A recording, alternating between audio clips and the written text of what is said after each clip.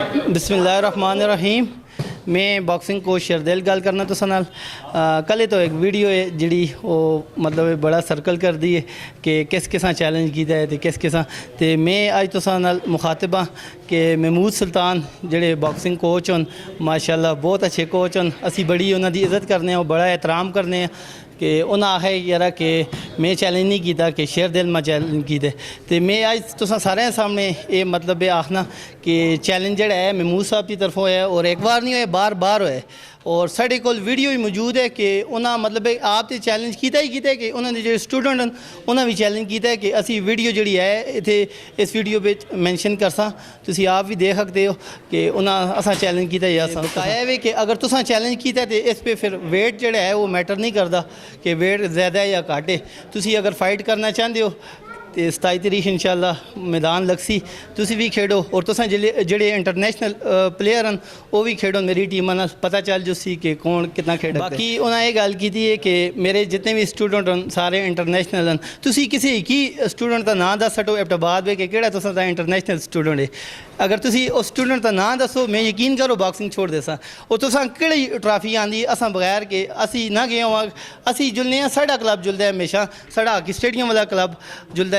उस तो बाद असी इत्थे आए जदों भी असी गए तला टूरनामेंट वास्ते कि साड़ी जिहड़ी है वे टीम जिहड़ी है वे वही ट्राफी आंदी रही है और तुसी कदे आते हो ना इंटरनेशनल प्लेयर तैयार कीते तुसी मैं ये गल दस तुसी एबटाबाद में कदों साढ़े कोल जिते हो हज़ारे में कदे साढ़े कोल जिते हो और अगर इत्थों टीम जुलदी है तो सारे मेरे स्टूडेंट जुलदे हैं अल्हम्दुलिल्लाह। मैं इस चीज़ का बड़ा फ़ख्र है अल्लाह पाक मैं इतनी इज़्ज़त दी दी है अल्लाह पाक मैं आइंदा से गरूर को बचाऊँ। मैं कदे किसी ना चैलेंज किया ना मैं करना ना मेरी इतनी औकात है कि मैं चैलेंज करा। अल्लाह पाक मैं जदों तक मेरी ज़िंदगी है वे गरूर तकबर को बचाऊँ तो बकाया चैलेंज तुसां कीता है और बार बार किया है मेरे को सबूत है और वीडियो इंशाल्लाह इस वीडियो पे चल जुसी। शेरदिल भाई के लिए खास कर पैगाम शेरदिल भाई चैलेंज कुछ गप नहीं है ठीक है ना। अगर बहुत शौक है तो आओ मैं और तुम फाइट करो और तुसा चैलेंज की दे और मैं एक्सेप्ट करके दे बार बार किया ने इस बार एक्सेप्ट करके दे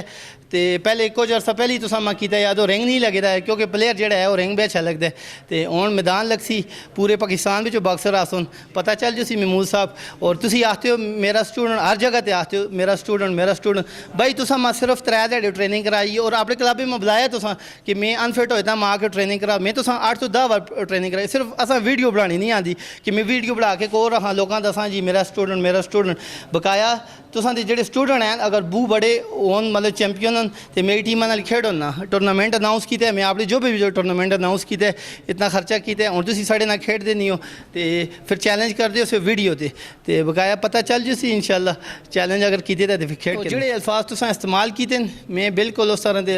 अल्फाज इस्तेमाल ना करता। मैं माशाल्लाह एक मतलब है कि सुलझ होया हो और एक मतलब है कि कोच हाँ और माँ मतलब पूरा एबटाबाद के पूरा पाकिस्तान सैंड दे अल्हम्दुलिल्लाह अल्लाह का लख लख शुक्र है ये तुसी देख के ना होनी मेरे स्टूडेंट खलते हैं और यकीन करो अगर साड़ा इवेंट उसी कोई भी मेरा स्टूडेंट जड़ा है उथे आके मतलब कोई किसी किस्म की तुसा स्टूडेंट आने नहीं कि नारेबाजी ये हो गया वो तो इस वास्ते मैं तुसा आखना कि तुसी अगर खेड दो मैदान भी वीडियो बना के